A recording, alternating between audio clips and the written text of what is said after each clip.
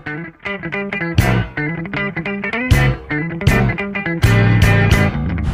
semuanya. Saat ini kami sedang berada di Museum Tanah dan Pertanian. Perkenalkan, nama saya Amelia Mawardani. Saya Ramita. Saya Najib Fabir Ahmadin. Saya Muhammad Razan Pramono. Saya Mahib Anka Fadlillah. Yuk ikuti keseruannya. Museum Tanah dan Pertanian berada di Jalan Insinyur Juanda nomor 98, Kota Bogor. Museum Tanah dan Pertanian ini telah berdiri sejak 29 September tahun 1988. Halo semua. Sekarang kita ada di bagian jenis-jenis tanah. Bagian ini termasuk Gedung A. Nah, sekarang saya berada di sampel analisis tanah yang berada dari berbagai daerah. Contohnya yaitu dari Jambi, Bali, Riau, Sulawesi Tenggara, Jawa Tengah, dan lain-lain.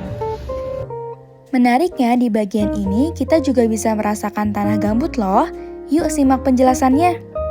Nah, di sini ada gambut, yaitu tanah yang diambil dari 3 wilayah doang, ya. Ada wilayah Kalimantan, Sumatera, sama Papua. Nah, ini jenis-jenis tanahnya. Nah, sekarang saya berada di alat pengukur ekosistem tanah. Di sini ada banyak sekali alat-alat yang digunakan untuk pengukur ekosistem tanah. Yang pertama ada Cowan Petri, kemudian kegunaannya untuk preparasi media, ada tabung reaksi, kemudian juga ada corong, erlenmeyer, labu ukur, botol reagen tertutup, soil test. Kita juga dapat menambah pengetahuan melalui layar sentuh ini. Di dalam layar sentuh tersebut terdapat penjelasan mengenai apa itu tanah, kemudian manfaat tanah, proses pembentukan tanah, dan lain sebagainya. Nah, sekarang kita ini ada di struktur tanah obsolit. Jadi, tanah obsolit ini untuk tanah atau wilayah yang digunakan untuk pertanian atau perkebunan. Sekarang kita menuju ke gedung selanjutnya, yaitu Gedung C. Kita sekarang ada di Gedung C, lantai 1. Galeri Pangan dan Peradaban.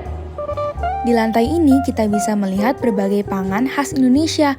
Contohnya padi-padian, kacang-kacangan, umbi-umbian, dan juga peralatan untuk bercocok tanam. Kita lanjut yuk ke lantai 2. Galeri Kebijakan dan Komoditas.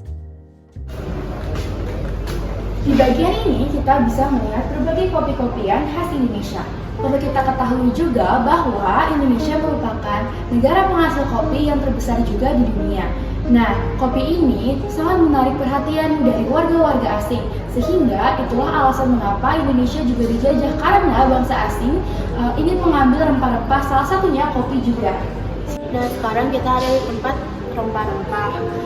Kayak di sini ada kemiri, lada hitam, pala, ada buih pala, sama cengkeh.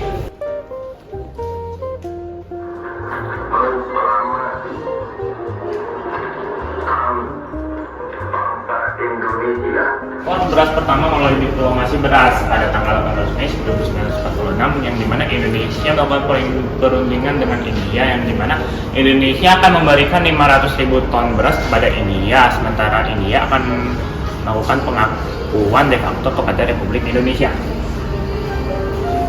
Nah, di sini juga ada gedung pertanian bersejarah.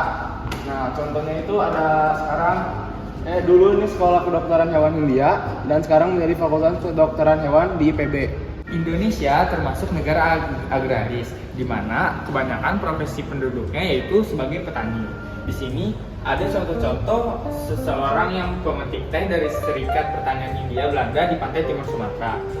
Terakhir kita menuju ke lantai 3. Sekarang kita sedang berada di gedung C lantai 3, yaitu Galeri Pertanian Masyarakat. Yuk ikuti keseruannya. Di lantai 3 ada berbagai macam inovasi peralatan untuk pertanian. Contohnya sandal ramah lingkungan, drone pestisida nabati ramah lingkungan, dan lain-lain.